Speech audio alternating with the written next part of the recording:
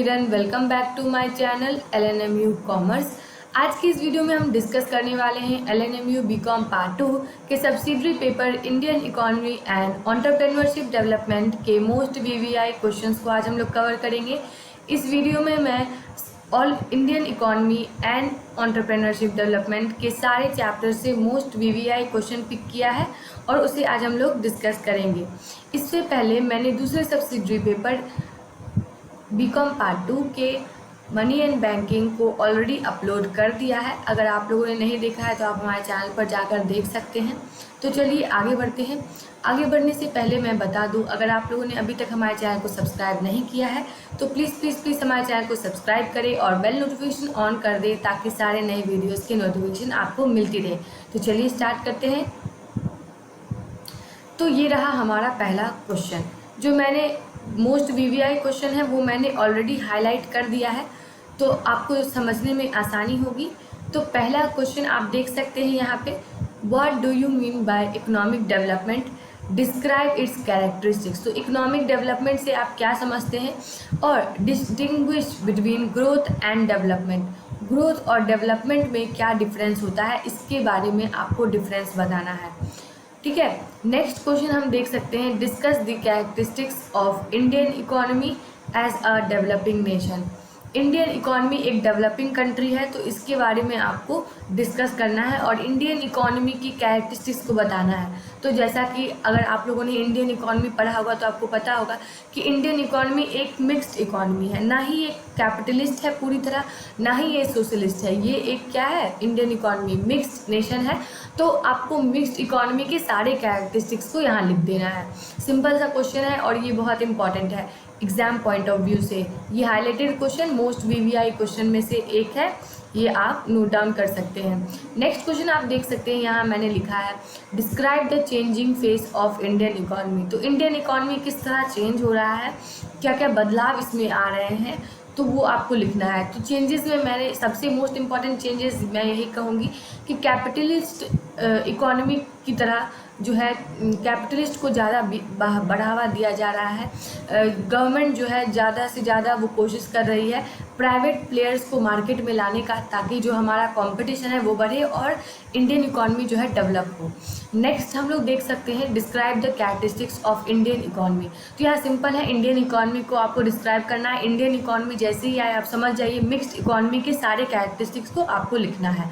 Next question आप देख सकते हैं, तो ये तीनों जो है मोस्ट VVI में से था। Next question, India is a rich country inhabited bye poor people, explain. तो यहाँ पे बहुत अच्छा एक दिया है क्वेश्चन कि इंडिया एक रिच कंट्री है, सोने की चिड़िया हम लोग भारत को कहते हैं, पर यहाँ पे बहुत सारे गरीब लोग रहते हैं। तो इसका कैसे आप इसको रिलेट करेंगे, मतलब बिल्कुल ही एक तरफ आप कहते हैं कि भारत सोने की चिड़िया है और एक तरफ भारत में इतने सारे गरीब लोग रहते हैं, तो क्या ये लाइन जो है सही है, इसको आपको एक्सप्लेन करना है। नेक्स्ट क्वेश्चन आप देख सकते हैं, describe the need for economic planning. तो अब इंडिया को डेवलप करने के लिए और इसके जो है इकोनॉमी को और आगे बढ़ाने के लिए इकोनॉमिक प्लानिंग लाया गया। इकोनॉमिक प्लानिंग में बहुत सारे डिसीजंस लिए गए जो कि इंडिया को डेवलप करने में और हेल्प करेगी। मतलब एग्रीकल्चर सेक्टर में कितना हम लोग को इन्वेस्ट करना चाहिए, गवर्नमेंट जो है कितना इंडस्ट्रीज़ को प्रमोट करेगी, कितना कैपिटलिस्ट को प्रमोट करेगी। तो ये सारे डिसीजंस जो है इकोनॉमिक प्लानिंग में लिए गए।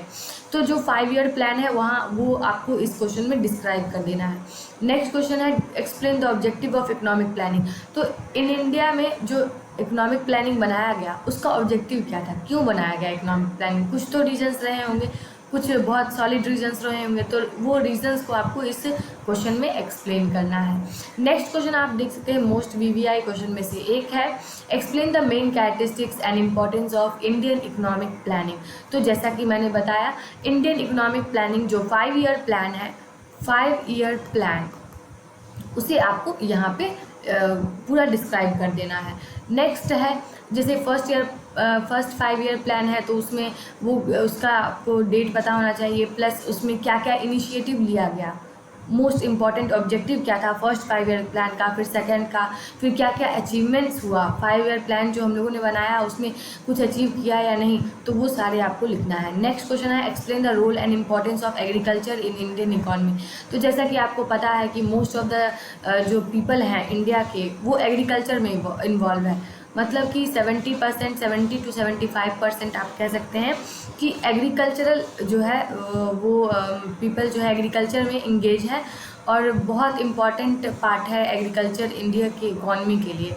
नेक्स्ट है मोस्ट इम्पॉर्टेंट क्वेश्चन में से एक, describe the main features of Indian agriculture. तो ये मैंने मोस्ट वीवीआई क्वेश्चन में डाला है, और इस जो आप देख रहे हैं हाईलाइटेड क्वेश्चन, इस हाईलाइटेड क्वेश्चन में प्रीवियस ईयर्स के क्वेश्चन भी मैंने हाईलाइट कर दिया है, तो जब भी एग्जाम हो आप ये इंपॉर्टेंट क्वेश्चंस को रिवाइज कर लें तो आपका इसमें काम बन जाएगा। नेक्स्ट आप देख सकते हैं main features of Indian agriculture आपको बताना है, मतलब इंडियन एग्रीकल्चर की कैरेक्टरिस्टिक्स को बताना है कि किस तरह से हम लोग का एग्रीकल्चर जो है और किस तरह से जो है फसलें उगाई जाती है, क्या रेट होता है, और किस तरह जो है फार्मर्स अर्न करते हैं, और क्या क्या डिफ़िकल्टी जो है एग्रीकल्चर में आती है। जैसे कि एक मोस्ट इम्पॉर्टेंट आप कह सकते हैं कि हमारे जो फार्मर्स हैं वो रेनफॉल पे डिपेंड करते हैं इरिगेशन के लिए, मतलब वो इरिगेशन के लिए पूरी टोटली जो है बारिश पे डिपेंड करते हैं, और जिस साल बारिश नहीं होती है उस साल उनका जो है फसल ख़राब हो जाता है। तो ये सब जो है कुछ डिसएडवांटेज है हमारे एग्रीकल्चर के लिए, तो ये सारे फीचर्स आपको इंडियन एग्रीकल्चर के आपको बता देना है। नेक्स्ट क्वेश्चन है मोस्ट इम्पॉर्टेंट में से एक, describe the cause of low agriculture productivity in India, give measure to increase productivity. तो सिंपल सा क्वेश्चन है, और यहाँ पे आप दूसरा और तीसरा क्वेश्चन भी देख सकते हैं, और करके ऑप्शन दिया है, ये दोनों क्वेश्चन का मतलब भी सेम है। Describe the cause of backwardness of Indian agriculture या main problem in Indian agriculture. तीनों क्वेश्चन बिल्कुल एक जैसा ही है, मैं बताती हूँ। पहले तो लो एग्रीकल्चर प्रोडक्टिविटी क्यों होता है इंडिया में, क्यों हम लोग का जो है एग्रीकल्चर प्रोडक्टिविटी जो फसलें उगाई जाती है बहुत ही लो उसका जो है प्रोडक्टिव होता है, मतलब हम लोग उगाते हैं पर उसका जो है प्रॉपर प्रोडक्शन नहीं हो पाता है, हम लोग को उतना बेनिफिट नहीं मिलता है, क्यों, क्या रीज़न है। नेक्स्ट है इंडिया में एग्रीकल्चर प्रोडक्टिविटी को इंक्रीज़ करने के लिए क्या मेजर्स हम लोग ले सकते हैं, मतलब कि एग्रीकल्चर जैसे मैंने पहले भी पॉइंट में बताया कि इंडियन एग्रीकल्चर जो है टोटली डिपेंडेंट होती है रेनफॉल पे, तो रेनफॉल पे डिपेंड करना एक सबसे बड़ा बैकवर्डनेस है, एकदम बैकवर्ड वाला सोच है ये, क्योंकि फार्मर्स अगर मॉडर्न है तो उनको पता होना चाहिए कि बारिश जो है वो बहुत ही ज़्यादा फ्रीक्वेंट होती है और बहुत ही चेंजिंग होती है, मतलब हमेशा चेंज होती रहती है, कभी पहले आ जाती है कभी बहुत लेट से आती है, तो इसमें हमको अपने फसल को बर्बाद नहीं करना है, उसको टाइम से हमको इरिगेशन कर देना है ना, पानी दे देना है, तो ये एक बैकवर्डनेस है। हम लोग अभी भी मॉडर्न टेक्निक नहीं पुराने टेक्निक से फार्मिंग करते हैं, ऑक्स या बुल को यूज़ करते हैं प्लॉइंग द फील्ड के लिए, तो ये बहुत ही ज़्यादा बैकवर्डनेस वाला काम है। हम लोग ट्रैक्टर्स यूज़ कर सकते हैं, मशीन्स जो है मॉडर्न मशीनरी यूज़ कर सकते हैं, और आप लोगों ने शायद देखा होगा कि फसल काटने के लिए भी अलग मशीन आती है, पर बहुत सारी जगह जो है फार्मर्स अफोर्ड नहीं कर पाते हैं और वो अपने हाथों का इस्तेमाल करते हैं, वो बहुत सारे लेबरर्स को रखते हैं, पर वही है कि मॉडर्न टेक्निक हम लोग नहीं अपनाते हैं, ना अच्छा फर्टिलाइज़र यूज़ कर पाते हैं, ना हम लोग को नए स्कीम्स के बारे में पता होता है कि गवर्नमेंट ने ये स्कीम निकाला है, इसके अंदर हम लोग को इतना बेनिफिट होगा, मतलब बहुत सारे रीजंस हैं बैकवर्डनेस के लिए। तो अगर आप लोग बुक रेफ़र करते हैं तो बुक में आपको सारे पॉइंट्स मिल जाएंगे। और नेक्स्ट जो ये क्वेश्चन है main problems of Indian agriculture, ये भी बिल्कुल सेम क्वेश्चन है, तो ये भी आपका हो जाएगा। नेक्स्ट हम लोग आगे बढ़ते हैं। नेक्स्ट है describe the various source of agriculture finance in India. तो जैसे मैंने बताया कि गवर्नमेंट जो है बहुत सारे मेजर्स ले रही है एग्रीकल्चर को ठीक करने के लिए, फार्मर्स को लोन प्रोवाइड करना कम रेट में, या कुछ सब्सिस्टेंस प्रोवाइड करना, या फ्री में फर्टिलाइजर्स प्रोवाइड करना, तो बहुत सारी ऐसी चीज़ें हैं, और ट्यूबवेल्स जो है लगवाना फ्री में, है ना। तो ये सारे काम अगर आप फार्मर हैं और आपका इतना लैंड है तो आपके लिए गवर्नमेंट जो है फ्री में, है ना, फ्री आप कह सकते हैं थोड़ा सा सब्सिडाइज्ड रेट में, सब्सिडाइज्ड रेट मतलब जितना उसका रेट है उससे कई गुना कम में आपको वो पर्टिकुलर चीज़ प्रोवाइड करेगी ताकि आपका एग्रीकल्चर में कोई प्रॉब्लम ना आए। तो ये बहुत ही अच्छा इनिशिएटिव है और बहुत सारी चीज़ें हैं जिसमें काम कर रही है गवर्नमेंट। नेक्स्ट हम लोग इम्पॉर्टेंट क्वेश्चन देखते हैं, discuss the features of industrial policy of 1991। तो एग्रीकल्चर के साथ साथ गवर्नमेंट जो है इंडस्ट्रीज़ के लिए भी इक्वली प्रमोट कर रही है। तो एग्रीकल्चर के लिए तो हो गया, सारी मेजर्स तो गवर्नमेंट ने ले लिए, प्लस 5 ईयर प्लान जो हुआ था, 5 ईयर प्लान में गवर्नमेंट ने इंडस्ट्रीज़ के बारे में भी बहुत सारे इनिशिएटिव लिए, क्योंकि इंडस्ट्रियल डेवलपमेंट भी हमारे इंडिया में बहुत कम था। हम लोग ज़्यादा परसेंटेज में एग्रीकल्चर में थे, एग्रीकल्चर में थे, और इंडस्ट्रियलाइजेशन बहुत ही कम था। इंडस्ट्रियलाइजेशन बहुत ही ज़्यादा कम था और एग्रीकल्चर सबसे ज़्यादा था। तो दोनों को बैलेंस्ड बनाना है। अगर हम लोग अपना इकॉनमी डेवलप चाहते हैं तो एग्रीकल्चर और इंडस्ट्री दोनों को इक्वल प्रपोर्शन में जो है प्रमोट करना पड़ेगा। तो यहाँ पे फीचर्स ऑफ इंडस्ट्रियल पॉलिसी बताना है। इंडस्ट्रियल पॉलिसी जो गवर्नमेंट लेके आई थी 1991 में, उसके मेन फीचर्स को, और describe the present industrial policy of the government, और अभी किस तरह का इंडस्ट्रियल पॉलिसी चल रहा है वो आपको डिस्क्राइब करना है।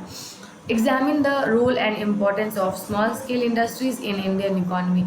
तो हम लोग के इकॉनमी में स्मॉल स्केल इंडस्ट्रीज़ जो होते हैं, small medium scale industries, MSME जिसको बोलते हैं, तो वो किस तरह हमारे इकॉनमी के लिए जो है हेल्पफुल है और किस तरह जो है वो इम्पॉर्टेंट है हमारी इकॉनमी के लिए, इवन स्मॉल स्केल इंडस्ट्रीज़।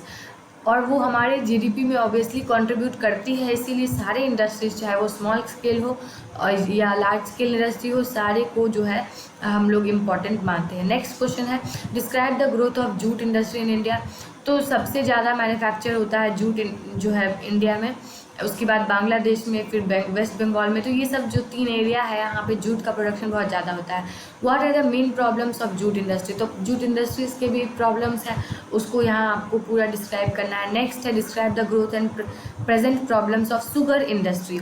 तो चीनी की भी जो है, चीनी का भी इंडस्ट्री है, और शुगर इंडस्ट्रीज़ बिहार में भी है।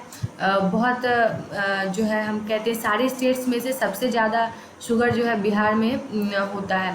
बिहार, और आप कह सकते हैं बिहार के बाद उत्तर प्रदेश एंड ऑल।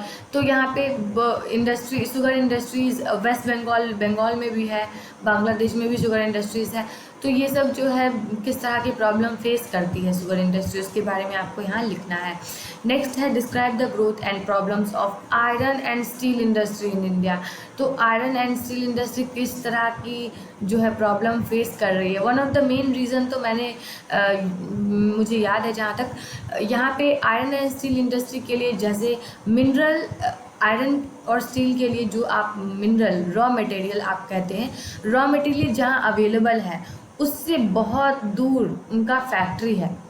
तो फैक्ट्री में ट्रांसपोर्टेशन के लिए तो चाहिए ही कुछ, तो ट्रांसपोर्ट के लिए बहुत ज़्यादा प्रॉब्लम हो जाती है। रॉ मटेरियल्स को उसके माइनिंग रिसोर्स से उसके जो है फैक्ट्री तक पहुंचाना, तो बहुत इम्पॉर्टेंट ये फैक्टर है। और शुगर इंडस्ट्री में एक इम्पॉर्टेंट फैक्टर आप ये मान के चल सकते हैं कि ये पेरिशेबल हो जाता है। इसको टाइम से आपको बनाना होगा, इसको आप छोड़ नहीं सकते हैं, बीच में आप रोक नहीं सकते हैं आधा शुगर प्रोडक्शन करने के बाद। तो इसको जल्दी से प्रोड्यूस करने के बाद फिर डिस्ट्रीब्यूट करना, ताकि लोगों में ये बढ़ सके, रिटेल में इसको जाना, होलसेल के बाद रिटेल में डिस्ट्रीब्यूट करना।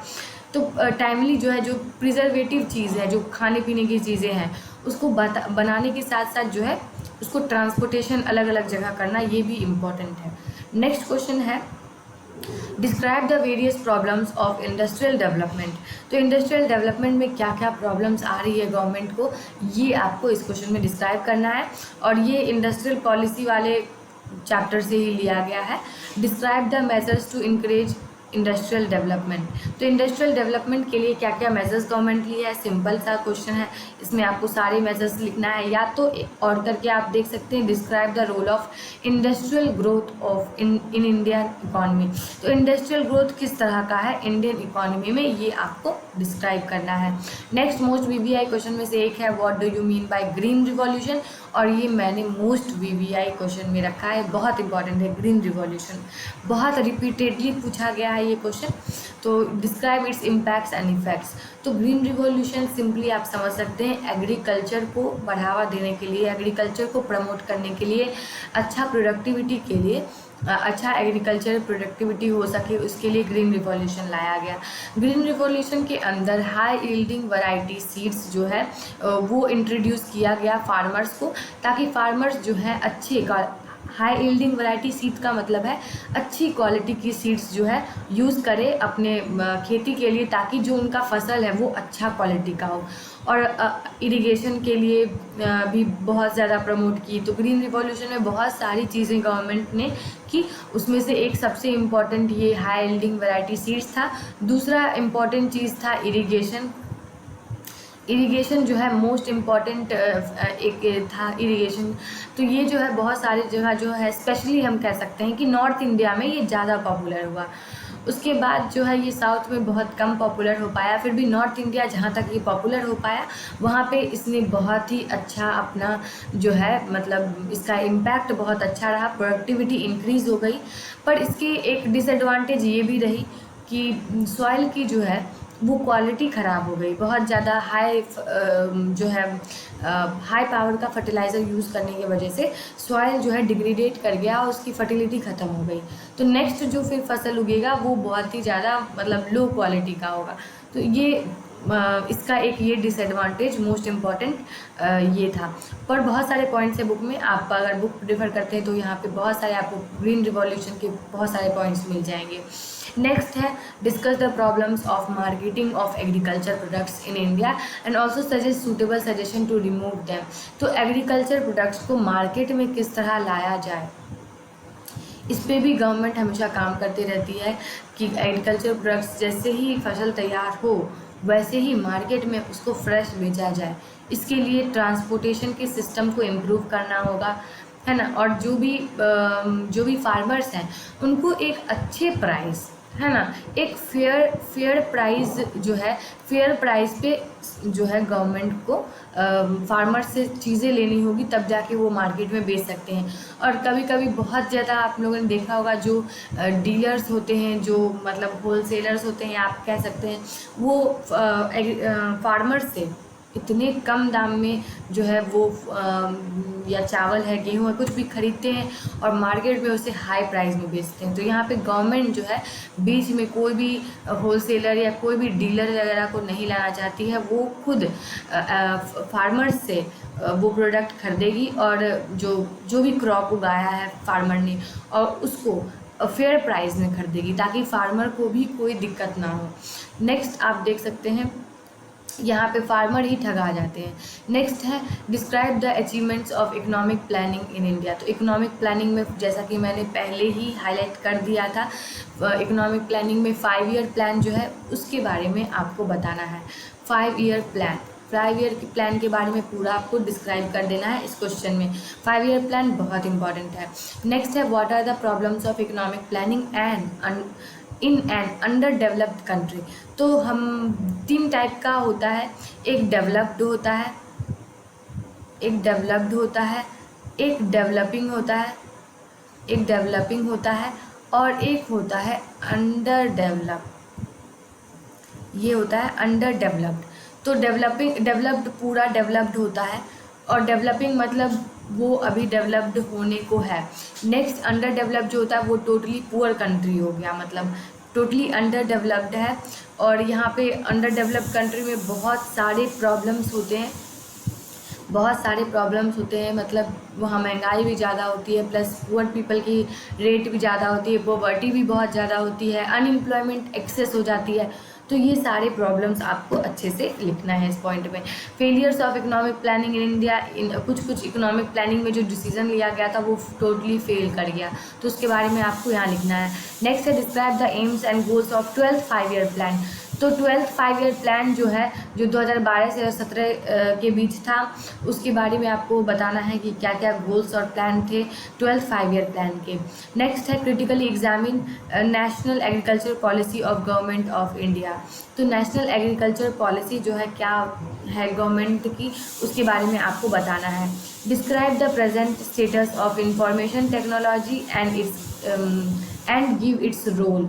इंफॉर्मेशन टेक्नोलॉजी के बारे में बताना है, उसके सारे रोल्स को बताना है, किस तरह इंफॉर्मेशन टेक्नोलॉजी इंपॉर्टेंट है इंडिया के लिए और इकॉनमी के लिए किस तरह इंपॉर्टेंट है। यहाँ पे जितना भी पॉइंट्स है वो जो है घूम फिर के एक ही टॉपिक पे आ जाता है, वो है इकोनॉमी, हमारे इंडिया का इकॉनमी, ठीक है। तो नेक्स्ट है what do you mean by globalisation. Globalisation बहुत इंपॉर्टेंट है। ठीक है। तो हम लोगों ने 3 पढ़ा था, privatisation, liberalisation, privatisation and globalisation. तो एलपीजी रिफॉर्म जो है 5 ईयर प्लान में ही लाया गया था और ये बहुत इम्पॉर्टेंट है हमारे इंडिया के लिए और ये बहुत ही ज़्यादा सक्सेसफुल रहा था। इससे जो है इंडिया में इन्वेस्टमेंट बढ़ने लगे, इंडिया से बाहर लोग इन्वेस्ट करने लगे और बाहर के लोग इंडिया में इन्वेस्ट करने लगे लिबरलाइजेशन के तहत। प्राइवेटाइजेशन के साथ बहुत सारे जो है प्राइवेट कंपनीज खड़े होके आए और जो बहुत ज़्यादा सक्सेसफुल रहे पब्लिक कंपनी के अकॉर्डिंग। और ग्लोबलाइजेशन में ग्लोबली जो है इंडिया के जो मार्केट है ग्लोबली सबके साथ compete कर पाए, इसके लिए बहुत सारे रिफॉर्म्स। तो ये तीनों जो है बहुत अलग अलग टॉपिक और तीनों बहुत ही लेंथी है और बहुत अच्छा टॉपिक है ये। तो इसमें से आपको यहाँ पे ग्लोबलाइजेशन के बारे में डिस्क्राइब करना है और ग्लोबलाइजेशन का इंडियन इकोनॉमी पे क्या इम्पैक्ट पड़ा है उसके बारे में आपको बताना है। नेक्स्ट क्वेश्चन हम लोग देख सकते हैं, what do you mean bye MNC. तो यहाँ पे मैंने जो हाईलाइट किया है वो आप पढ़ लीजिए। एमएनसी पे कभी कभी शॉर्ट नोट लिखने आता है, नीति आयोग के पे short note on economic growth, ये सारे छोटे छोटे टॉपिक्स हैं। Sustainable development, NABARD. तो यहाँ पे क्वेश्चन एक ही रहेगा, right a short note on, ठीक है। और उसके बाद आपको 4 ऑप्शन दे दिया जाएगा और चारों पे आपको छोटा छोटा पॉइंट्स लिखना है। तो ये टोटल मिला के एक क्वेश्चन हो जाएगा। तो इस तरह से अलग अलग नहीं आएगा, एक टाइप में आएगा। अब नेक्स्ट हम लोग आते हैं इंडियन इकोनॉमी के। तो सारी चीज़ हम लोग सारे इंपॉर्टेंट क्वेश्चन कर लिए। अब एंटरप्रेन्योर से आपको जो है श्योरली क्वेश्चन पूछे जाएंगे। तो यहाँ पे ये जो 3 क्वेश्चन आप पहले नोट कर लें, तो इस साथ में इसको याद करें। ये जो 31st क्वेश्चन है, who is an entrepreneur, describe it's characteristics. तो ये क्वेश्चन बहुत इंपॉर्टेंट है और ये एंटरप्रेन्योर से एक क्वेश्चन रहेगा ही रहेगा 20 मार्क्स का। नेक्स्ट है mention the main qualities of successful entrepreneur. Next है define entrepreneurship and state is various types. तो एंटरप्रेन्योरशिप क्या होता है उसको डिफाइन करना है और अलग अलग टाइप के एंटरप्रेन्योर होते हैं तो उसके सारे टाइप्स को आपको डिफाइन कर देना है। ये सबसे इंपॉर्टेंट क्वेश्चन है। Next, what do you mean bye entrepreneur, function of entrepreneur. Simple है, एंटरप्रेन्योर को आपको डिफाइन करना है और एंटरप्रेन्योर के क्या फंक्शंस होते हैं। वो रिस्क टेकर होता है, रिस्क लेता है वो बिजनेस में। बहुत सारे फंक्शंस होते हैं जो बहुत इंपॉर्टेंट है, वो सारे इंपॉर्टेंट फंक्शंस को आपको डिस्क्राइब कर देना है। What are the role of entrepreneur and state the significance of entrepreneur. तो सारे क्वेश्चन ऑलमोस्ट एक जैसे ही हैं। एंटरप्रेन्योर, उसके फीचर्स, उसके कैरेक्टरिस्टिक्स, उसके फंक्शंस, ये सारे आपको तैयार करने हैं। नेक्स्ट वीडियो जो आएगा वो ऑब्जेक्टिव क्वेश्चंस का होगा। नेक्स्ट वीडियो में मैं सारे सब्सिडरी पेपर्स के ऑब्जेक्टिव क्वेश्चन कवर करूँगी और सारे ऑब्जेक्टिव रहेंगे, प्लस ऑनर्स पेपर के मोस्ट वीवीआई क्वेश्चन की भी वीडियो आने वाली है। तो stay connected, subscribe our channel and thank you so much.